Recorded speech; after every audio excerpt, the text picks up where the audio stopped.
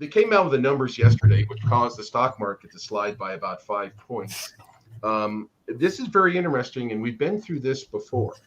So way back when Jimmy Carter was president, they kept saying inflation was 8 or 9%, and it was really in the 20s. And I've done a post. You can see it. I've recalculated the inflation rate. I don't know how they get away with releasing these numbers, because every time I take the components and I calculate it, it's much higher than the 8% they're talking about. It's more like between 18 and 20%.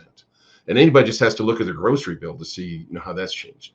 So the Fed is considering a 1% rate hike. They haven't had a 1% rate hike since 1990. And what's freaking out the stock market and business analysts is the core, what they call the core inflation rate, the basic items is way, way up. Now, here's something that's a problem, and it's the conundrum that the Fed has. And this is why it took 9 years to stop the inflation beast last time, because a year ago, the 30-year mortgage rate was 2.96. That's the main mortgage that everybody gets.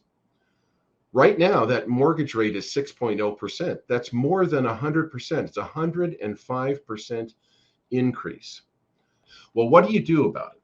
And I posted this type of thing before. You improve productivity, you cut your costs, you evaluate your prices, you boost quality, fortify the balance sheet, try to have as little debt as possible so that you're liquid, tighten up your accounts receivable, collect the money you're owed.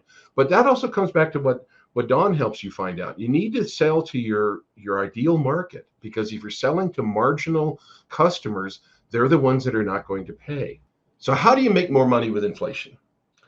You adjust your business cycle. Now, I realize people don't like talking about cash flow.